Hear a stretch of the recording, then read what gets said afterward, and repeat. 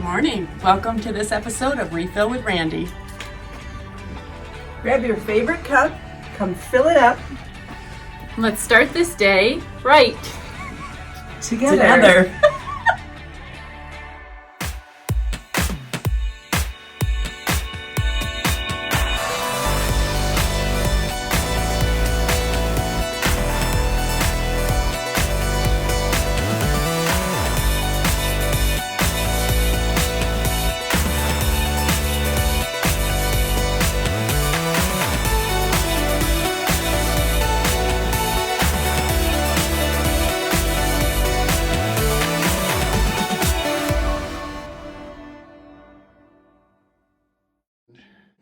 I am Wende Swick, Executive Director of CareNet Center of Greater Orleans here in Albion, New York. And we're really excited that on January 14th we received our new Mindray 70X Insight, which is a wonderful ultrasound machine. We're thankful for the amazing donors who made this possible, and the reason this machine is so important is that very often when a client comes in and has a pregnancy test, finds out she is expecting, or she already comes in knowing that, and has an ultrasound, it allows her to see that she in fact has a viable pregnancy in utero. It also allows her to see the baby and fall in love with the baby and to see the baby's heartbeat. There's actually a visual that allows you to see the baby's heartbeat, and you hear audible ohs and ohs, and sometimes there are tears, and it is such a beautiful time that anybody who is thinking about terminating the pregnancy typically reverses that decision once an ultrasound takes place. I'm Kathy Baker. I'm the nurse manager here. We just did an ultrasound on this machine, and this is the baby's head, hand, the baby's heart, his spinal cord. It's just, and the two chambers of the heart even show. So it's pretty fabulous machine, and we are just so blessed to have it. Okay, this machine is just such a miracle. We had a woman in who was 5 weeks and 5 days pregnant, and we were able to pick up the baby. With the old machine, all we could have gotten was the yolk sac, but we were able to locate the baby and measure it. That measured 0.24 millimeters. It wasn't any bigger than a comma. And we could measure it and see heart motion at the same time, which is amazing. Just thankful for this ministry. I've been a part of it since we moved here in 2004. Wonderful. In fact, my wife and I, we went to a banquet in April, and we brought our then newborn baby with us. And we didn't realize that there were no other babies, and we were in the very middle. This was back when it was at the Apple Grove, and it was way overcrowded. But all we could think of was, well, if he cries, I guess this is the crowd to have it happen. That's right. But CareNet, when I first started participating, was in the Arnold Gregory, and then it moved on to Main Street, and then now it is located here in the plaza along with Family Dollar and Subway here in Albion. And how did you get involved? Because you are somewhat newer to this position. Right. What brought you here to Albion and to CareNet? Oh, good questions. Okay. So, yes, I just started as Executive Director here in April of 2019, so it hasn't been a year. Back in the 1980s, when I was a college student, I was involved in the pro-life movement. Mostly, I'm a teacher, and even back then I was mostly on the educational side of things.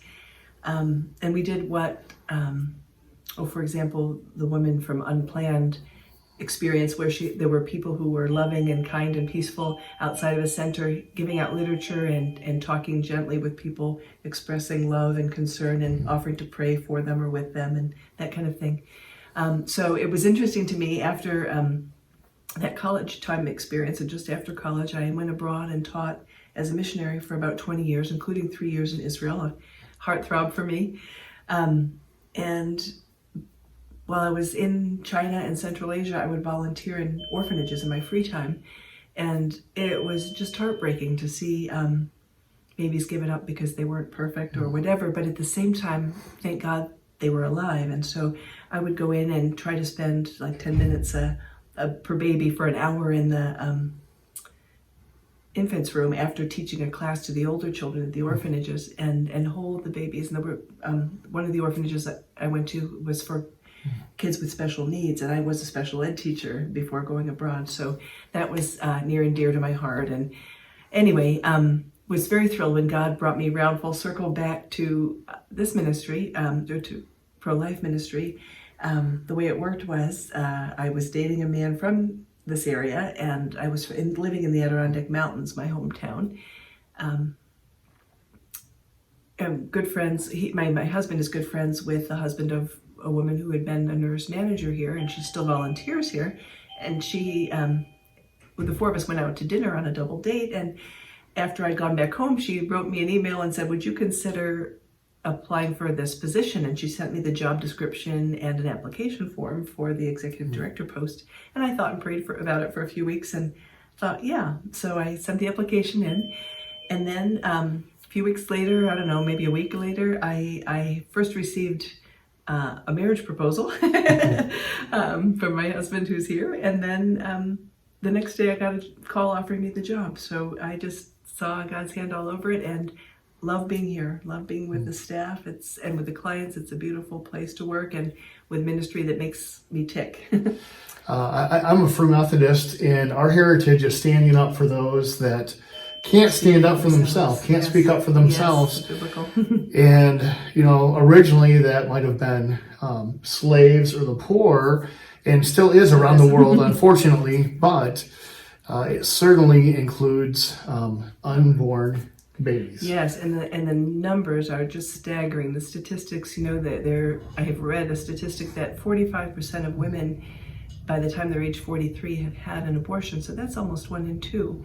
And we as CareNet, in addition to ministering to the clients who come through our doors for medical and material needs and emotional support and teaching and lots of various needs, we also have 2 other things going on that are really important. We want to be involved in helping people understand from the get-go that this is a human being from conception, that this baby is a human being and deserves to be loved and respected and cared for from the get-go. My staff and I just love giving out these little babies that are models of a 10 to 12 week baby in utero, because of course there are some variants as all development with human beings.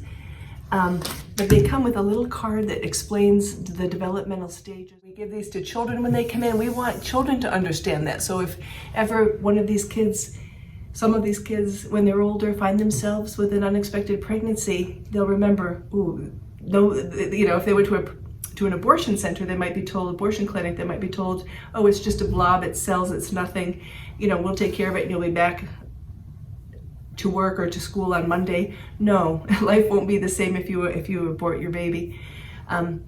The other thing we like to do, or are preparing to do and get more involved with again, historically it's been done and now we're going back there, and that is administering healing to post-abortive men and women.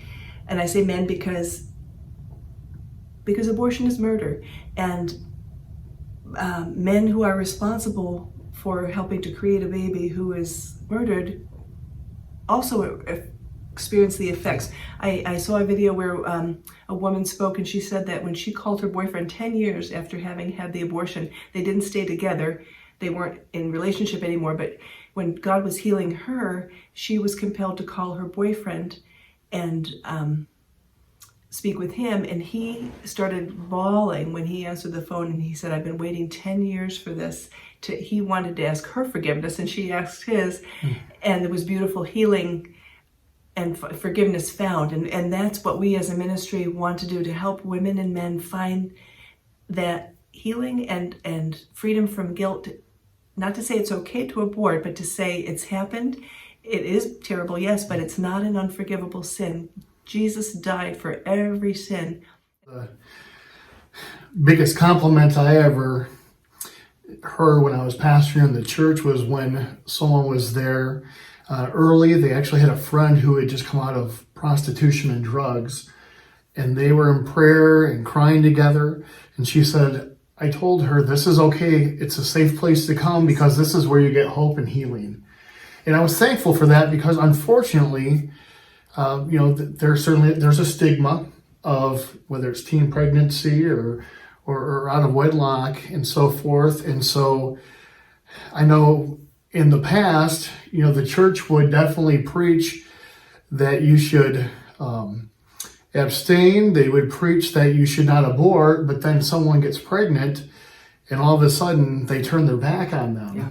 Or at least they feel like they're going to have them turn their back on them. And I'm thankful to say that even though we're all human, so you do find pockets of that, I think in the church at large nowadays, there's that greater understanding, again, whether it's getting pregnant, whether it's you did choose the abortion, you're still loved. Yes. Just because you made one mistake doesn't mean that you have to continue down that road. There's a redemptive path. That's right. And that's what part of this ministry is. Absolutely. Probably more often than not, once a person has had an abortion, he or she, I've mostly read about the she's, typically tend to go down paths of self-destruction, self-loathing, leading to drug abuse or prostitution, or just considering themselves worthless and acting like that, going from one abusive relationship to another. Different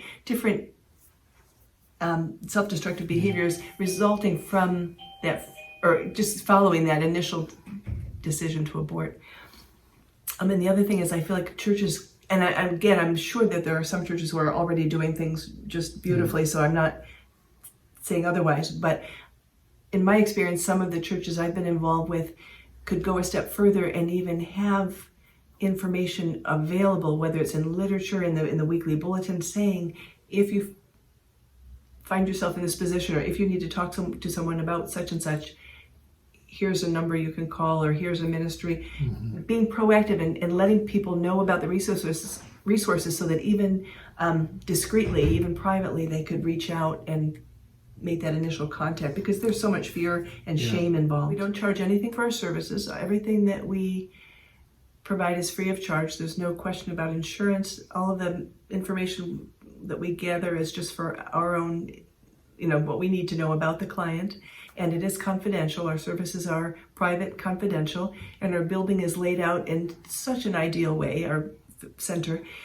Over in one corner, there's somebody having an ultrasound while another client is meeting with a counselor over there, and they don't see each other. And it's just, pretty ideal. Can we take a look around?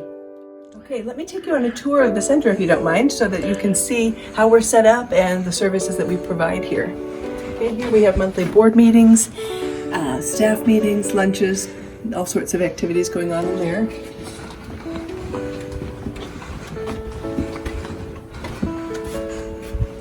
We have our ultrasound machine and in the room where those things happen, and this is oftentimes where the decision is made to keep this baby, so we love this room. We have a restroom for the pregnancy tests and things that happen here.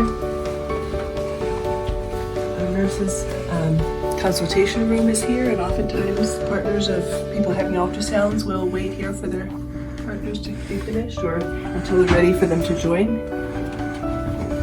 We have one nurse manager who's here most of the time that we're open, and she has 2 nurse volunteers who work with her. We're very thankful for them.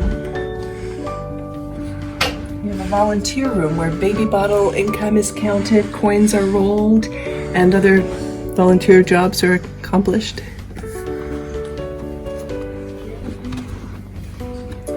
We have a material aid program whereby we have a Learn to Earn program where people can take classes in parenting, life skills, Bible study. There are lots of options, and the counselor and client will decide together what they need, what will best benefit them, and then they earn blessing bucks, one for coming to their appointment, one for taking the class, and another for completing any homework.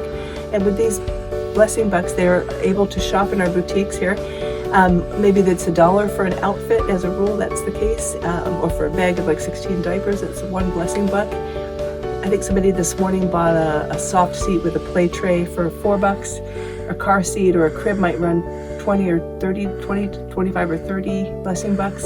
And that's cool because clients then learn to budget and grow their skills in prioritizing. You know, I the outfit's cute and I'd love to see it on my little girl, but I really need a crib, so I'm going to forego the outfit and buy the crib, and then we might even bless her with an outfit as a reward for wise choices. Here we have blankets. You know, people say, what can I do? How can I use my skills to benefit CareNet? We have precious people who, even women in prison ministry who knit and crochet blankets for us. We get hats and sweaters that are handmade, and all the love that was poured into those is just beautiful, as well as the money and the time and the skill. We have a business owner who donates beautiful shoes for little guys. We recently had someone come in barefoot and the mom said, do you have some shoes that will fit my son? And we said, as a matter of fact, thanks to our friend, we do. It's gorgeous to see how God uses the whole body of Christ working together to meet the needs of the clients who come through our doors.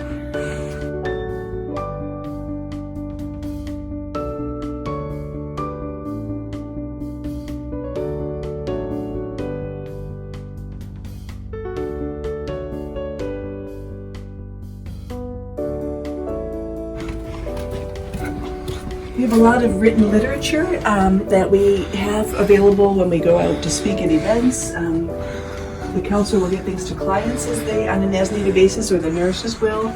Clients may help themselves to what they see and are interested in or know they need to know.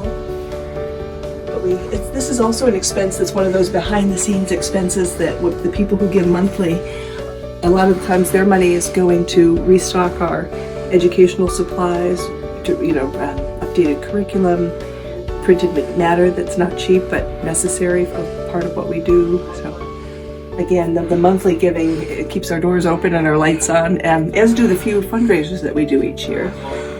We do a baby bottle drive, usually starting in January, as the Sanctity of Human Life Sunday comes January 19th this year. They have churches taking baby bottles and distributing them, and they come back full of people's change. Some churches are opting to do that year-round, which we really appreciate because that is one of our big fundraisers, and it does cover monthly operating costs. Rent isn't cheap, electricity, and all of those things. We also have a banquet coming May 7th, so please put that on your calendar and contact us to sign up if you'd like to come.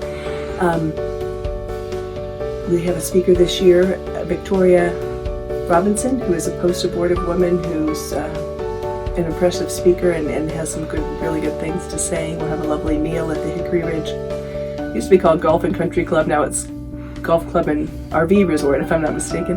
But our banquet will be there in their beautiful hall. We can hold 450 people, and we max out. Maybe we might have to have two evenings, I'm not sure. Another fundraiser is the Walk for Life, which we held in the fall. We had it at the Albion Central School this year and had a good turnout and raised about $10,000 with that walk, well over $9,000, which is very helpful. This is our client advocate or client services manager office. It looks barren and a little disarrayed because we are in fact losing her this week. This is our last week with Jocelyn, who's been here for 14 years. She's taken a full-time job, and so we are filling her position, and we're certainly going to miss her, but happy for her with her next step. She meets with clients, listens to them, prays with them, counsels them,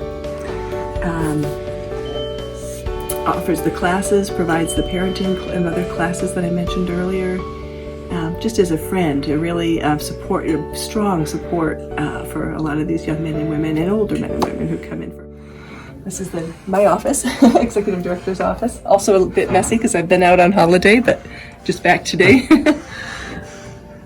But we are, like I said, a buzzing beehive, so things don't stop or slow down. And back to where we started with Sharon Sugar's office. She is our office manager, and she is a perfect person to be meeting people as they first come into the center. Thank you. That is awesome. And again, remembering the different iterations of the center. This is a fantastic layout. You have lots of room. Now, if someone says, I want to help, beyond prayer, beyond, giving funds, maybe they want to give some of the clothing, maybe they want to come and become a peer counselor, or they want to just find out other ways they could help, maybe even with some of the planning involved with the banquet, or being an advocate for their church. What's the best plan of action for them? Well, they can call the center at 585-589-7505 anytime and ask questions over the phone, or make plans. Or you can also stop by the center, come in and visit us and have a tour if you haven't been here yet, and then make a plan in person. The only reason I say you could call ahead is that we might be tied up with clients and such, and so it would just be more efficient for you perhaps if you phoned ahead. And I'd just like to say, whether you're volunteering in some other capacity or not, all of you can pray for us, and please do, for our board members, our staff, our volunteers, our clients, and their babies. You probably are aware that there's real spiritual warfare when it comes to saving lives, saving human lives, and there's an enemy out that wants to kill, steal, and destroy each one of us. And we, as people involved in this ministry, need your prayers. I can't reiterate that seriously enough or often enough. It's huge. I can't tell you some of the things that our board members and staff and volunteers have faced, but the battle is very real. So please be praying for us. So please be in prayer. If you're able, give financially, volunteer, and just get the word out. Sometimes a ministry like this is the best kept secret in a community. And here in Orleans County, we're just so grateful for all the work that you and all the others do. And I know that there are other CareNets and others like CareNet around our country. Wherever you're watching from, find a way to support it. And thank you for joining us here today. Have a great day.